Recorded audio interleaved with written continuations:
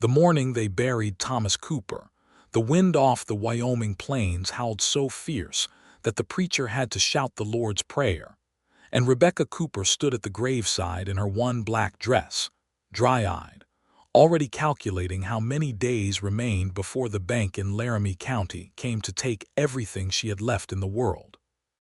It was the autumn of 1878, and the grass on the Cooper ranch had turned the color of old wheat, brittle and whispering under a sky so blue it seemed cruel in its indifference.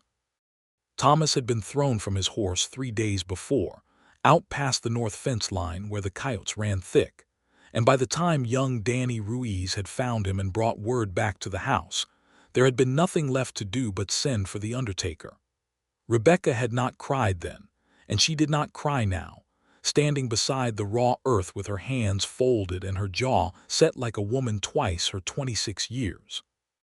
She had loved Thomas once, truly, back when they had married in Ohio and come west together with nothing but a wagon and a promise.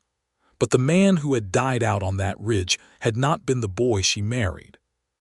Somewhere along the way, the ranch had gotten into his blood like a fever, and he had borrowed against it again and again, first for cattle, then for seed, then, she suspected though she could not yet prove, to cover gambling debts at the tables in Cheyenne. He had never told her the full truth of it, and now he never would. The few neighbors who had come to pay respects lingered only long enough for decency's sake, murmuring condolences before hurrying back to their own wagons, their own chores, their own lives that had not been touched by whatever ruin was coming for the Cooper spread. Rebecca noticed how few of them met her eyes. Word traveled fast in cattle country, faster than any newspaper, and she understood that everyone within 20 miles already knew what she did not yet know for certain, that her husband had died owing more money than the ranch itself was worth. She was proven right 2 days later, when a thin man in a gray suit rode up to her door on a horse too fine for a simple messenger. He introduced himself as Mr. Elias Grant, an attorney representing the Laramie County Bank and more particularly representing the interests of one Silas Vance, who held the note on the Cooper ranch. "Mrs. Cooper," he said, not quite looking at her as he spoke, "I am sorry for your loss, truly. But business is business, and I am obligated to inform you that your late husband owed $3,200 against this property, due in full within 90 days, or the ranch and all its holdings become the property of Mr. Vance." Rebecca stood in her own doorway, the wind pulling strands of dark hair loose from her braid, and felt something harden inside her chest like river water freezing over. 90 days, she repeated. "Yes, ma'am." "I am sorry to bring such news so soon after your husband's passing." "I don't imagine Mr. Vance is sorry at all," she said, and shut the door before the lawyer could reply. She had heard the name Silas Vance before, of course. Everyone in that stretch of Wyoming territory had heard of Silas Vance, who owned half the bank in town and most of the good grazing land besides, and who had a reputation for lending money to desperate men, and then finding ways to make sure they never could pay it back. She remembered Thomas coming home some months past, pale and shaking, saying he had gotten them out of a tight spot with a loan from Vance, and she remembered the sick feeling that had settled in her stomach even then, though she had said nothing, because saying something had never once changed Thomas Cooper's mind. Now Thomas was in the ground, and the tight spot had become a noose, and it was Rebecca's neck it was fitted around. She did not weep. She had done all her weeping already in private in the months before his death, when she had watched him drink away the evenings and avoid her eyes at breakfast. What she felt now was not grief but a cold, clear fury, and beneath the fury something else, a stubborn refusal to let Silas Vance walk onto this land and call it his. She walked out to the barn that evening and stood among the 6 horses and the dwindling herd of cattle that remained, maybe 200 head after the winter losses and Thomas's careless selling, and she pressed her palm against the rough wood of the stall door and made herself a promise. "I am not leaving this land," she said aloud, to no one but the horses. "Not for you, Silas Vance, and not for anybody. The trouble was that promises did not pay debts, and Rebecca Cooper had exactly $41 in a tin box beneath her bed. 6 ranch hands who had not been paid in a month and were already talking of leaving for better wages elsewhere, and 90 days to find $3,200 in a territory where most folks barely saw that much money change hands in a year. It was 3 weeks after the funeral, on a gray morning threatening rain, that Rebecca rode into the town of Cedar Hollow to see about selling what remained of the household silver, a wedding gift from her mother back in Ohio that she had sworn she would never part with. She was standing at the counter of Whitfield's general store, laying the silver candlesticks and the serving spoons out for Mr. Whitfield's inspection, when the bell above the door rang, and a stranger walked in shaking rain from his hat. He was tall, with the kind of weathered look that came from years under open sky, sun-browned skin, a jaw shadowed with several days' stubble, and eyes the pale gray-blue of a winter morning. He wore a duster coat gone soft with wear and boots that had clearly walked more miles than they had ridden. He nodded politely to Rebecca and to Mr. Whitfield, then moved to the counter to ask about work. "I am looking for ranch work," the stranger said. "Name is Peter Redmond. I have got experience with cattle, horses, fence work, whatever is needed. I do not drink on the job and I do not start trouble." Mr. Whitfield, a heavy-set man with spectacles perpetually sliding down his nose, shook his head. "Afraid there is not much hiring going on this time of year, Mr. Redmond. Most outfits are letting hands go, not taking them on. Bad year for cattle prices." Rebecca, gathering up her silver with hands that trembled slightly from the humiliation of the transaction, found herself studying the stranger without quite meaning to. There was something steady in the way he stood, something that did not match the desperate need in his words. Men who were truly desperate for work usually had a wildness about the eyes. This one simply looked tired and patient, like a man used to disappointment but not broken by it. "You said you know cattle," she heard herself say. Peter Redmond turned toward her, and for a moment neither of them spoke, the rain drumming against the store's tin roof filling the silence. "Yes, ma'am. Worked a spread down in Texas for 6 years before I came north. Drove cattle up the Kishom Trail twice." "I have a ranch," Rebecca said, surprising herself with the boldness of it. "I cannot promise steady wages just yet, but I can promise a roof, meals, and a fair share if things go well." "My name is Rebecca Cooper." Something shifted in Peter's expression, a flicker of recognition. "Cooper, your husband was Thomas Cooper. He passed on last month." "I am sorry to hear that, ma'am." He said it plainly, without the awkward pity she had grown so tired of receiving from the townsfolk. "I heard talk of some trouble with the bank." Rebecca lifted her chin. "There is trouble, Mr. Redmond, and I will not pretend otherwise. I owe Silas Vance more money than I have ever seen in my life, and I have less than 3 months to find it. I need hands who are not afraid of hard work and long odds. If that suits you, the job is yours, Mr. Whitfield made a small sound of disapproval from behind the counter, but Rebecca ignored him. Peter Redmond studied her for a long moment, rain still dripping from the brim of his hat, and something like respect crossed his weathered face. "Long odds have never scared me off before, Mrs. Cooper," he said. "I will take the job." They rode out to the ranch together that same afternoon, Rebecca on her mare and Peter on a rangy bay gelding that looked like it had covered a great many miles, and the rain had cleared by the time they crested the last hill, and the ranch house came into view, a modest 2-story building with a wraparound porch, weathered gray from years of prairie wind, and beyond it the barn and the corrals and the rolling grassland that stretched toward the mountains in the west. "It is a fine piece of land," Peter said, reining in his horse to look out over it. "It was," Rebecca said. "My husband nearly ran it into the ground. I mean to bring it back."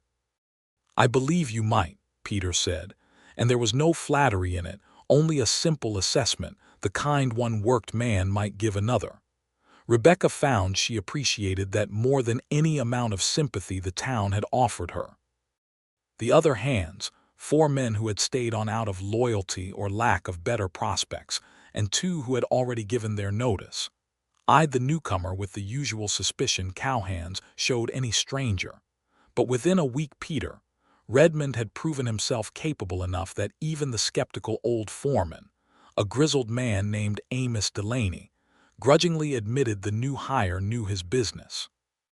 Rebecca watched from the porch some evenings as Peter worked the horses in the corral, patient and firm, never raising his voice, never using more force than necessary, and she found herself thinking of Thomas, who had always broken horses with a heavy hand and a heavier temper, and wondering what her life might have looked like had she married a different kind of man entirely. She scolded herself for such thoughts. She had been a widow scarcely a month, and there was no room in her life for anything but survival. Yet survival, it turned out, required more than resolve. 2 weeks into Peter's employment, Amos Delaney came to Rebecca with grim news. The bank had sent word that Silas Vance himself intended to ride out and inspect the property, to assess, as the letter put it, the condition of the collateral. "He is coming to gloat," Amos said, spitting into the dust.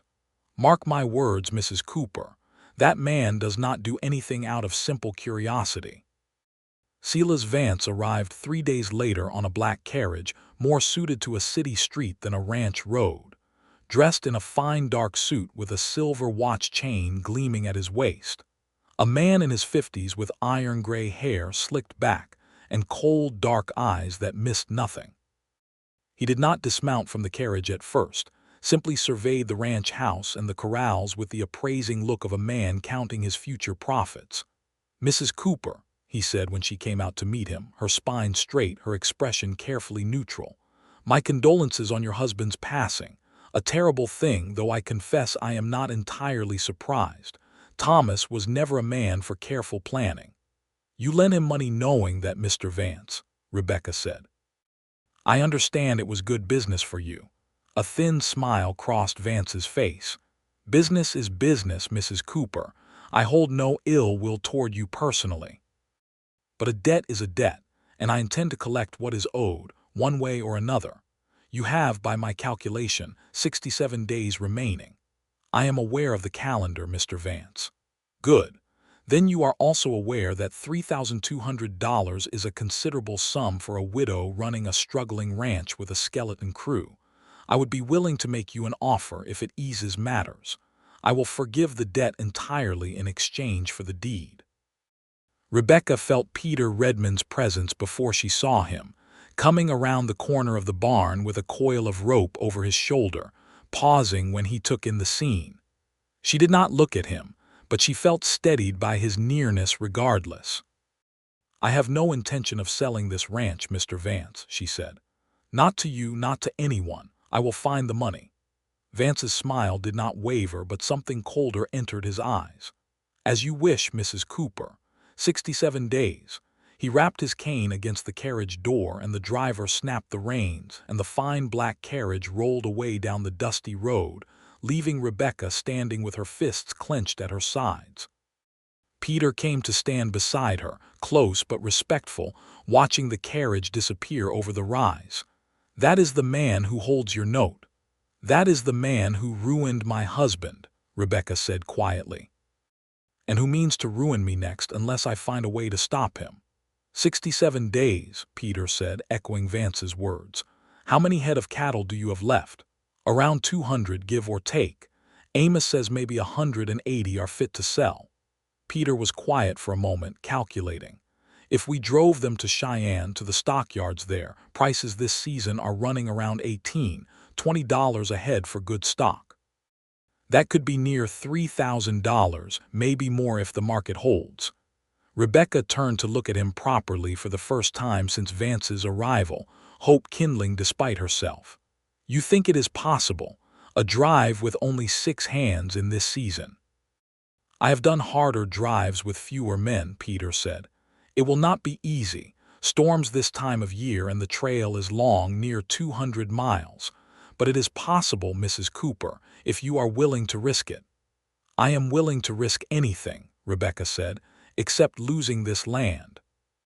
And so the decision was made, there in the yard with the dust of Silas Vance's carriage still settling on the road, that the Cooper Ranch would drive its cattle to Cheyenne, and that Rebecca Cooper herself, against every convention of the territory and the raised eyebrows of Amos Delaney, would ride with them. The preparations took the better part of a week. Peter proved himself invaluable, not just for his knowledge of trail routes and cattle handling, but for his quiet way of rallying the remaining hands, convincing two who had given notice to stay on with the promise of a bonus once the cattle sold. Rebecca sold what jewelry she had left, beyond the silver already gone to Whitfield's, to buy extra supplies, salt pork and flour and coffee enough to last the drive, along with fresh shoes for the horses that needed them. The night before they set out, Rebecca could not sleep. She sat on the porch wrapped in a shawl, watching the stars wheel overhead, when she heard footsteps and found Peter approaching, unable himself to sleep. "Mind if I sit a spell, Mrs. Cooper, please, and you might as well call me Rebecca. Seems foolish to stand on formality when we are about to spend weeks together on a cattle trail." Peter settled onto the porch step below her, removing his hat and turning it over in his hands. "Rebecca, then, and you may call me Peter." They sat in companionable silence for a while, the crickets singing in the grass, the horses shifting occasionally in the corral. "Can I ask you something, Peter?" "Of course." "Why did you come north? Texas is a long way from Wyoming territory, and you said you had a spread there for 6 years. What made you leave it?" Peter was quiet for a long moment, and Rebecca thought perhaps she had overstepped, asked something too personal, but eventually he spoke, his voice low. "I had my own piece of land once near San Antonio, my father's land before mine. Drought took it, 3 years running, and then a man not unlike your Mr. Vance came along offering loans against the property, and I was fool enough and desperate enough to take them. Lost the land within 2 years. Lost my father not long after from the grief of it, I think, though the doctor called it his heart." "I am sorry," Rebecca said softly. "It was a long time ago, nearly 5 years now. I have been drifting since, working other men's cattle, saving what I can, though I have not saved near enough to buy back what was lost." He turned to look up at her, his gray-blue eyes catching the moonlight. "That is why I could not just walk on when I heard your story, Rebecca. I know what it is to watch a man like Vance take everything a family built. I could not stand by and let it happen twice, not if there was something I could do." Rebecca felt something loosen in her chest, some tightness she had been carrying since Thomas's death, since long before that if she was honest with herself. "Thank you, Peter, for staying, for helping. I do not know that I could have found the courage to attempt this drive without you." "You would have found it," Peter said. "I have known you scarcely a month, but I do not think you are a woman who gives up easily." "No," Rebecca agreed, a small smile touching her lips for the first time in weeks. "I suppose I am not." They set out at dawn the next morning, 6 hands and Rebecca herself, pushing 180 head of cattle south and east toward Cheyenne. The days fell into a rhythm of dust and sweat and endless vigilance, watching for cattle straying from the herd, watching the sky for signs of weather, watching the horizon for any trouble that might find them on the open trail. Rebecca had never driven cattle before, not truly, though she had grown up around ranching in a smaller way back in Ohio, and the work tested every muscle in her body in ways she had not anticipated. Her hands blistered against the reins despite her gloves, her back ached from long hours in the saddle, and by the 3rd night she fell into her bedroll so exhausted, she scarcely had the strength to eat the beans and hardtack the cook. An older hand named Silas Doyle, no relation to Vance despite the shared first name, had prepared. But there was something freeing in the exhaustion too, something that pushed the grief and worry of the past month into the background, replaced by the simple immediate concerns of the trail. Keeping the herd moving, finding water, watching for storms. Peter rode near her often, not so close as to draw comment from the other hands, but near enough that she always knew where he was, a steady presence at the edge of her vision. He taught her small things as they rode, how to read the cattle's movements to anticipate a stampede before it started, how to use her horse's instincts to help cut a straying steer back into the herd, how to judge the weather by the color of the clouds gathering at the western horizon. On the fifth day, that western horizon turned an ominous greenish-gray, and Peter's easy manner sharpened into something more urgent. "Storm coming," he said, riding up alongside Amos Delaney and Rebecca. "A bad one by the look of it. We need to bed the herd down in that draw yonder, get them settled before the thunder starts, or we will lose half of them to a stampede." The next few hours passed in a blur of frantic activity, all 6 hands working to push the nervous cattle into the shelter of a shallow draw, singing to them in low, steady voices the way Peter had taught, trying to keep them calm as the sky darkened, and the first fat drops of rain began to fall. Lightning cracked across the plains, and thunder rolled like cannon fire, and Rebecca's mare shied beneath her more than once, but she held her seat, remembering everything Peter had taught her in the days before. The storm broke fully around midnight, torrential rain and wind that threatened to tear the very hats from their heads, and despite every precaution, a particularly violent crack of thunder sent the herd surging up out of the draw in a panic, 200 hooves thundering across the sodden plain in the darkness. "Stampede!" Amos bellowed, and the hands scattered to their positions, riding hard to try to turn the herd before they scattered irretrievably or ran themselves into a ravine in the dark. Rebecca found herself swept up in the chaos, her mare responding to her every command as she rode along the flank of the surging cattle, trying to press them leftward, away from the rocky terrain she knew lay ahead. Rain lashed her face, lightning illuminated the plain in stark white flashes, and for a moment she lost sight of every other rider, alone in the deafening thunder of hooves and storm. Then she saw him, Peter, riding hard on the far flank, his hat gone, his hair plastered to his head with rain, urging his gelding into a full gallop to cut ahead of the lead steers and turn them. She understood instantly what he intended, a dangerous maneuver that could easily see him trampled if his timing failed even slightly, and her heart seized with fear for him, even as she pushed her own mare faster to help close the gap on her side. Peter's gelding surged ahead of the lead cattle, and Peter turned in the saddle, waving his hat and shouting. And slowly, gradually, the herd began to curve, the leaders turning aside from their headlong rush, the rest following in their wake, until the stampede slowed to a trot and then finally to a nervous, milling stop in a wide, low meadow. It took another hour to fully settle the herd, riders circling and singing low songs until the cattle's panic subsided into exhausted stillness. But when at last Rebecca had a moment to breathe, she found Peter beside her, both of them soaked through, shivering but alive. "That was reckless," she said, though relief made her voice tremble more than anger. "You could have been killed cutting in front of them like that." "Would have lost half the herd otherwise," Peter said. "Could not let that happen. Not after everything you have risked." Rebecca reached out, before she quite knew what she was doing, and touched his arm, feeling the solid warmth of him even through the wet fabric of his shirt. "I could not bear it, Peter, if something happened to you. Not after." She stopped herself, unsure how to finish the sentence, unsure if she wanted to admit even to herself what she had been about to say.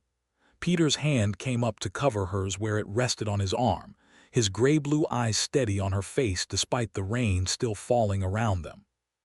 "Rebecca," he said, low and rough, "I do not know if this is the time or the place, but I find I cannot keep silent any longer. I have come to care for you, more than I think is wise for a hired hand to care for his employer. I understand if you cannot return such feelings, not so soon after losing your husband, but I could not go on pretending I did not feel it." Rebecca's heart hammered against her ribs, and she found herself leaning slightly toward him, drawn by something she had not felt in years, not since the earliest days with Thomas, before the ranch and the debts and the slow poison of disappointment had worn away whatever love they once shared. "I have come to care for you too, Peter," she admitted, the words feeling both terrifying and like the greatest relief she had known in months. more than I expected to, and certainly sooner than propriety would allow.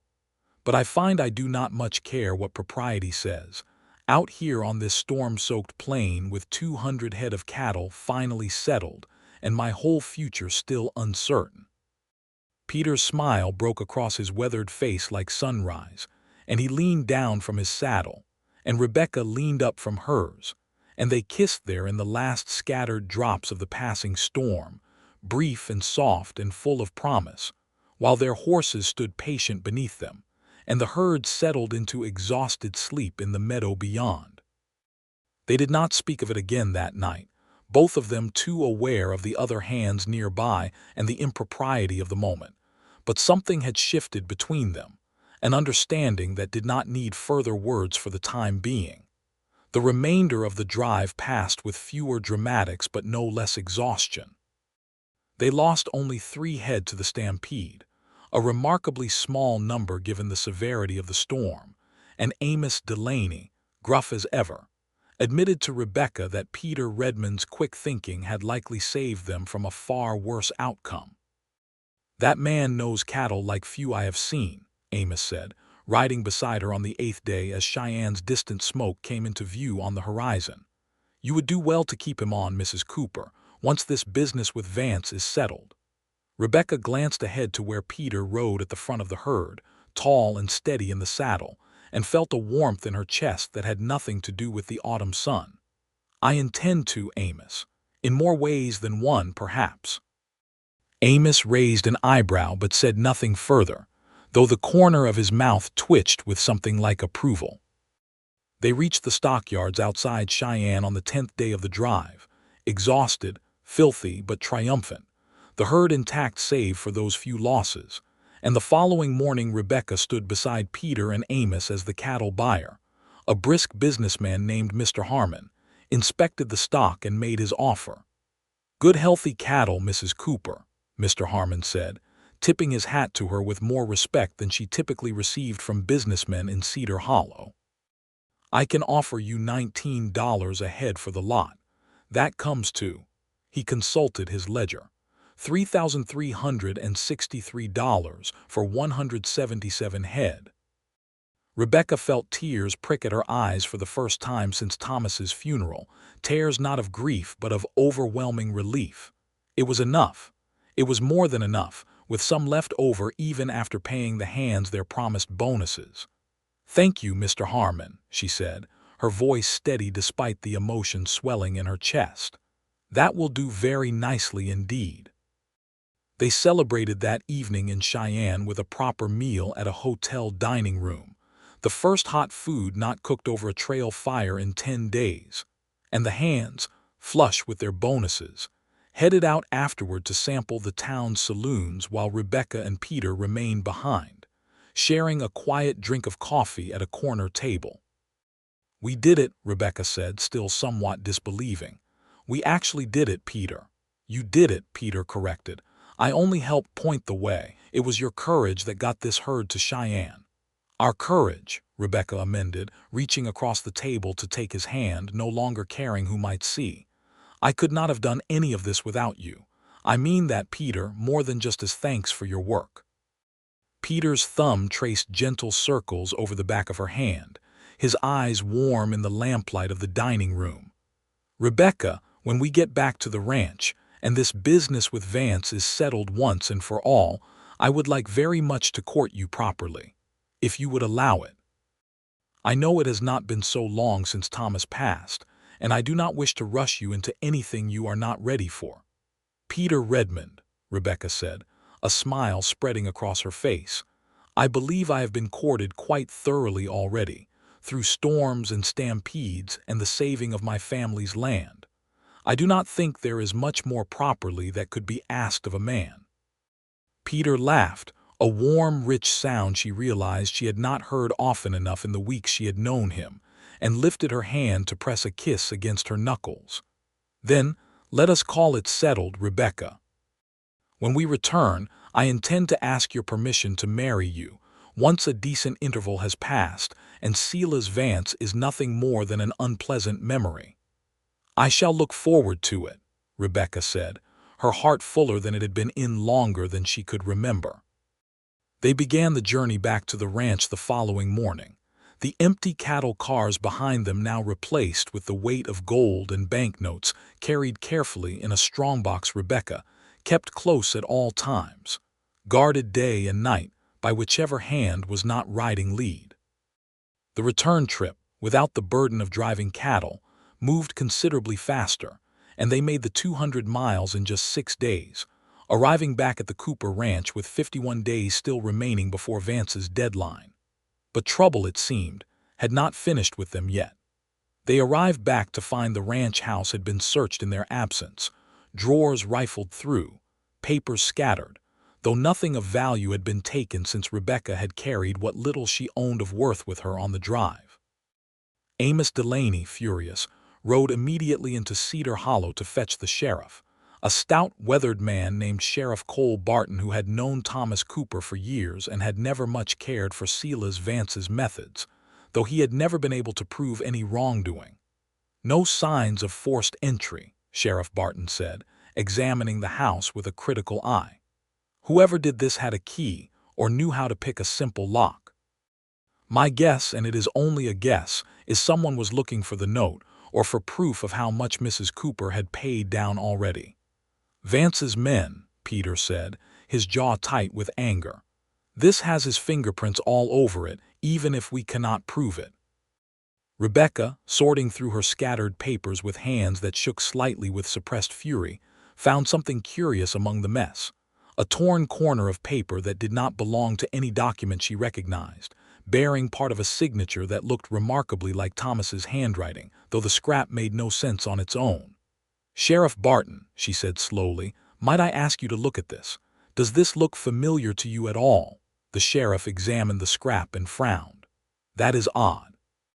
Looks like it might be part of a promissory note, but the paper is different from what banks typically use. Where did you find this?" "Tucked beneath the floorboard of all places, near my late husband's writing desk. I nearly missed it entirely." Rebecca's mind raced, piecing together implications. "Sheriff, is it possible that the note Vance holds against this ranch is not entirely legitimate? That perhaps he altered the terms or forged some portion of it after Thomas signed the original agreement?" Sheriff Barton rubbed his weathered chin, considering. "It would not be the first time such a thing has happened in this territory, Mrs. Cooper, though proving it is another matter entirely.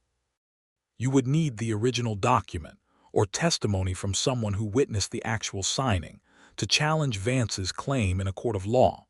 "Then that is precisely what I intend to find," Rebecca said, determination hardening her voice.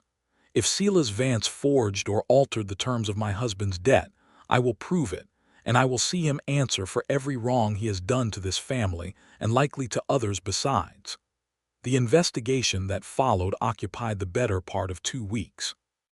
Peter rode with Rebecca to Laramie County's courthouse to examine whatever records existed of the original loan, while Amos Delaney made discreet inquiries among the other ranchers in the area who had, over the years, taken loans from Vance and lost their land regardless. What they uncovered painted a damning picture.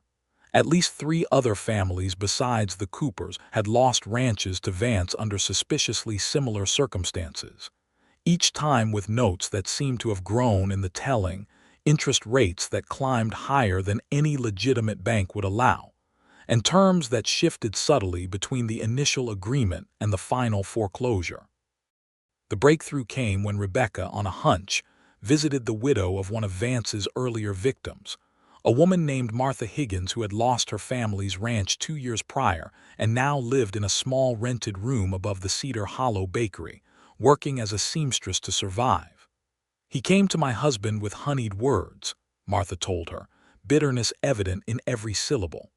"Said the loan was for 8% interest, standard terms. But when the note came due, he produced a document showing 12%, compounded monthly, and claimed my husband must have misremembered the original terms. My husband could not read well, Mrs. Cooper could not tell one number from another on that page, and Vance knew it. He took advantage of that. "Did anyone else witness the original agreement?" Rebecca asked, hope kindling in her chest. "There was a clerk," Martha said slowly, thinking back. "Young fellow, worked for Vance at the time, but I heard he left that position shortly after our ranch was taken. Left the whole territory, I believe, moved on to Denver or thereabouts. Name was Charlie Whitmore, I believe it was." Rebecca and Peter spent another week tracking down correspondence, finally locating a forwarding address for Charlie Whitmore through the Cedar Hollow post office. And Rebecca wrote him a careful letter explaining the situation and asking if he would be willing to testify, by deposition if necessary, regarding the practices he had witnessed while employed by Silas Vance. The response, when it finally arrived 3 agonizing weeks later, exceeded even Rebecca's hopes. Charlie Whitmore, it turned out, had left Vance's employ precisely because he could no longer stomach the man's dishonest practices, and he agreed not only to provide a sworn statement, but to travel back to Cedar Hollow in person to testify, motivated as much by a guilty conscience as by the modest payment Rebecca offered for his trouble and travel expenses. With Charlie Whitmore's testimony in hand, describing in detail how Vance routinely altered interest rates and terms after the fact, preying particularly on ranchers who could not read complex legal documents or who trusted his word as a banker without demanding copies of their agreements, Rebecca and Sheriff Barton brought the matter before Judge Harlan Whitcomb, who presided over the territorial court in Laramie County.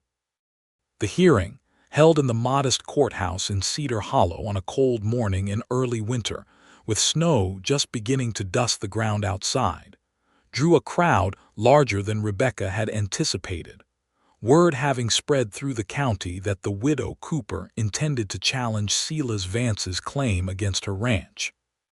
Silas Vance arrived with his lawyer, Mr. Grant, both men wearing expressions of confident disdain, clearly expecting the proceedings to be little more than a formality before the ranch fell into their hands regardless. "Your Honor," Mr. Grant began, "this hearing is highly irregular. The note is clear and has been properly recorded with the county. Mrs. Cooper's attempt to delay the inevitable through unfounded accusations against a respected businessman is nothing more than desperation. I would remind counsel," Judge Whitcomb said dryly, "that this court will determine what is unfounded and what is not. Mrs. Cooper, you may present your evidence." Rebecca stood, her heart pounding but her voice steady, and called Martha Higgins to testify first, followed by Charlie Whitmore, whose detailed account of Vance's practices, including specific instances of altered documents and inflated interest rates applied after the original signing, drew murmurs of outrage from the gathered spectators, many of whom, Rebecca now realized, had their own suspicions about dealings with Vance over the years. Silas Vance's composure cracked visibly as the testimony mounted, his lawyer objecting repeatedly, though Judge Whitcomb overruled most objections with barely concealed impatience. When Rebecca finally produced the torn scrap of paper found beneath the floorboard, matching it against the original note Vance had submitted to the court, and revealing clear discrepancies in the handwriting and numbers between the fragment, which appeared to be part of Thomas's original signed agreement, and the document Vance now claimed represented the true terms, the courtroom fell into stunned silence. "Mr. Vance," Judge Whitcomb said, his voice cold with barely restrained anger, "it appears this court has been presented with fraudulent documentation in a clear attempt to seize property under false pretenses. This is a serious matter, sir, one that goes well beyond a simple civil dispute." Vance, his face pale beneath his composed exterior, attempted to protest, but the weight of evidence, combined with Charlie Whitmore's first-hand testimony and the pattern established through Martha Higgins and the other affected ranchers who had since come forward, proved overwhelming. Judge Whitcomb ruled decisively. The note against the Cooper Ranch was declared void due to fraudulent alteration. Vance was ordered to return any payments already extracted from other victimized ranchers under similarly fraudulent terms, and the matter was referred to territorial authorities for further criminal investigation into Vance's broader practices. Silas Vance left the courthouse that day a ruined man, his reputation destroyed, facing not only the loss of his banking license, but likely criminal charges for fraud that would follow him for years to come. He sold his remaining holdings within the month and left Wyoming Territory entirely, never to trouble Rebecca Cooper or any other rancher in the county again. Rebecca stood outside the courthouse afterward, snow beginning to fall in earnest now, and felt the full weight of the past 2 months finally lift from her shoulders. Peter stood beside her, as he had throughout the entire ordeal, his hand finding hers without hesitation now that there was no longer any need for discretion. "It is over," Rebecca said, disbelief coloring her voice. "The ranch is truly mine, free and clear." "It is over," Peter agreed, squeezing her hand. "And now, Rebecca Cooper, I believe there is a matter of courtship we agreed to attend to once this business with Vance was settled." Rebecca turned to look at him, snow catching in his dark hair, his gray-blue eyes warm with affection despite the cold, and felt a happiness she had not known was still possible for her, not after everything she had endured. "I believe you are right, Mr. Redmond," she said. "Though I confess, given everything we have already been through together, I am not certain a lengthy courtship is entirely necessary." Peter laughed, that warm, rich sound she had come to treasure over the past 2 months, and drew her closer despite the crowd still milling about outside the courthouse. "Rebecca Cooper, are you suggesting we skip straight to the proposal?" "I am suggesting, Peter Redmond, that we have already weathered a stampede together, faced down a corrupt banker, and driven cattle 200 miles across open plains. I do not think either of us requires much more convincing of our suitability for one another."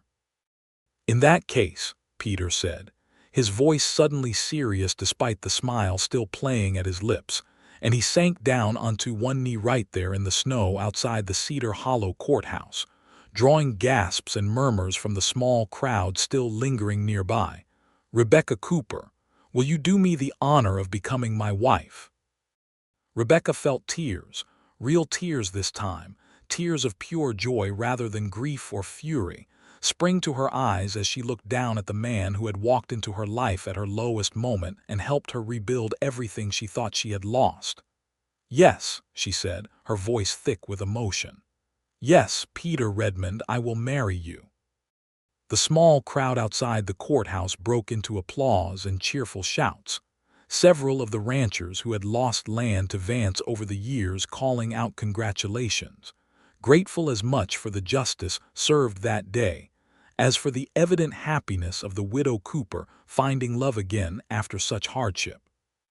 They were married 6 weeks later, in early spring of 1879, in a modest ceremony at the Cooper Ranch itself, now simply called the Redmond Cooper Ranch by most folks in the county, though Rebecca had insisted on keeping her own name on the deed alongside Peter's, a symbol of the independence she had fought so hard to secure. The wedding was a joyful affair despite its simplicity, held in the yard beneath a sky finally beginning to warm with the promise of spring, the last patches of snow melting into the dark earth as new grass pushed up green and hopeful beneath. Amos Delaney stood as Peter's best man, gruff and clearly moved despite his best efforts to hide it, while Martha Higgins, who had become something of a friend to Rebecca through their shared ordeal, helped Rebecca dress in a simple but lovely gown of pale blue fabric purchased with some of the proceeds from the successful cattle drive. Sheriff Barton attended as well, along with most of the ranching families from the surrounding county, many of whom had come to see Rebecca Cooper as something of a local hero for the courage she had shown in standing up to Vance and exposing his fraud, a victory that had brought a measure of justice, not just to her own family, but to several others who had suffered under his predatory practices over the years. "I never thought," Rebecca said quietly to Peter as they stood before the traveling preacher who had agreed to perform the ceremony, "that I would find happiness again, not after everything with Thomas. But you walked into that general store on the worst day of storms, looking for work, and you gave me back so much more than I ever expected. You gave me my land back and my hope, and now you are giving me your heart.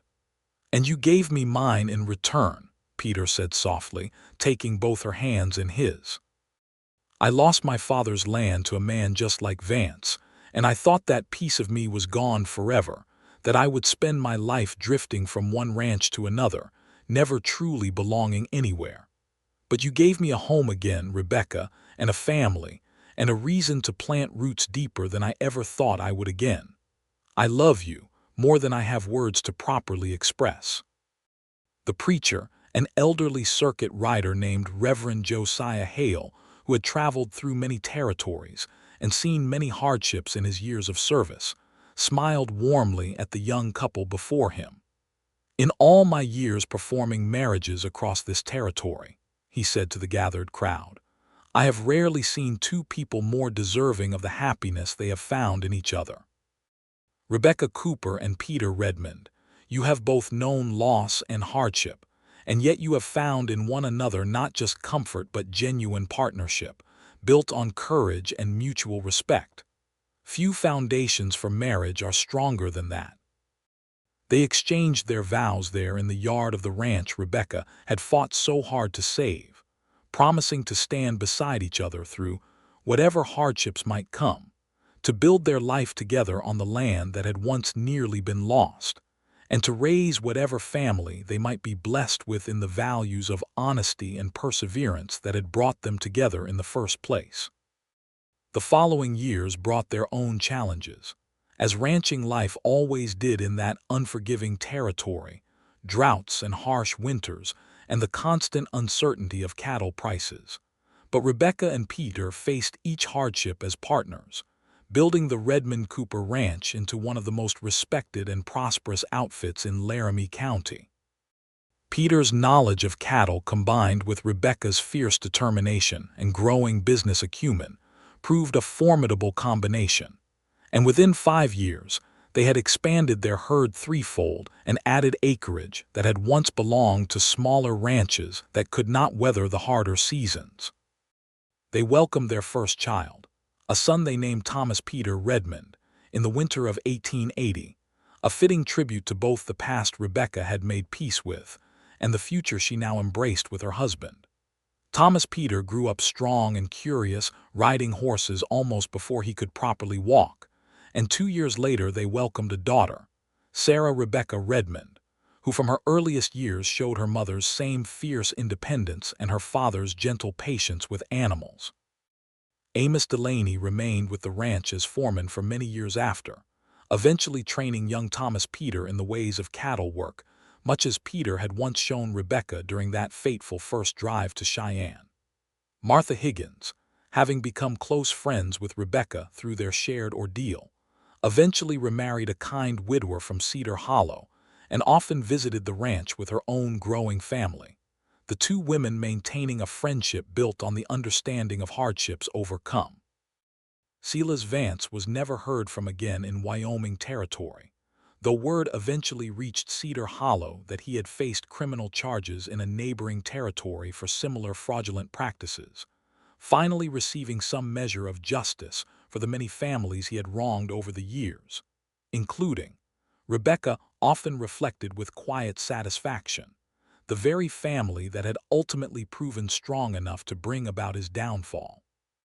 On quiet evenings, Rebecca and Peter would often sit together on the porch of the ranch house, much as they had that night before the cattle drive so many years before, watching their children play in the yard as the sun set golden over the mountains to the west, the herd grazing peacefully in the pastures beyond. "Do you ever think about how differently things might have turned out?" Rebecca asked one such evening, several years into their marriage, "if you had not walked into Whitfield's store that day, looking for work?" Peter considered the question seriously, his arm wrapped around her shoulders as they watched Thomas Peter, now a sturdy boy of 6, teaching his younger sister Sarah how to properly approach one of the gentler mares in the corral. "I think," he said slowly, "that you would have found a way regardless, Rebecca, You are far too stubborn and far too capable to have let Vance simply take what was rightfully yours. But I am endlessly grateful that I did not have to watch from a distance, that I was fortunate enough to be there beside you through all of it. As am I, Rebecca said, leaning into his warmth. This ranch, this life we have built, none of it would mean nearly as much without you here to share it. The ranch that ruined Thomas, Peter said thoughtfully, became the ranch that saved us both in the end. Strange how fate works sometimes. Not fate, Rebecca corrected gently, pressing a soft kiss to his cheek. Choice. I chose to fight for this land instead of giving up. You chose to stay and help me, even when it would have been easier to move on to the next job, the next town. We built this together, Peter, choice by choice, day by day. That is worth far more than any fate could have arranged on its own. Peter smiled, turning to press a proper kiss to her lips, tender and full of the deep contentment that came from years of partnership built on mutual respect and genuine love. Then I choose you, Rebecca Cooper Redmond, today and every day for the rest of our lives together. And I choose you, Rebecca replied, now and always. Their children's laughter drifted across the yard as the sun continued its descent toward the mountains, painting the sky in brilliant shades of orange and pink and gold. And the ranch that had once nearly destroyed one family now stood as a testament to what could be built from the ashes of ruin. When courage met compassion, when a widow's determination found its match in a drifter's steady heart, and when two wounded souls chose each other, again and again, through every hardship the wild frontier could offer. The Redmond Cooper Ranch continued to prosper for many years afterward, eventually passing down to young Thomas Peter and his own family when he reached adulthood, though Rebecca and Peter remained active in its operation well into their later years, their love for each other only deepening with time, a living reminder to their children and grandchildren that even in the harshest of circumstances, in a territory that showed little mercy to the weak or the unwary, love and partnership could triumph over even the greatest injustices, and that a woman's strength, when met by a good man's steady support, could overcome debts and betrayals and rebuild not just a ranch but an entire life, richer and more meaningful than anything that had come before. And so it was that in the wild plains of Wyoming territory, where fortunes could be lost in a single season, and men like Silas Vance preyed upon the desperate, and the grieving, Rebecca Cooper had risen from widowhood and ruin to claim not just her land but her happiness, standing beside Peter Redmond as equal partners in marriage and in life, their story becoming something of a local legend told for years afterward around campfires and dinner tables throughout Laramie County. A testament to the enduring power of courage, justice, and above all, love found in the most unexpected of circumstances.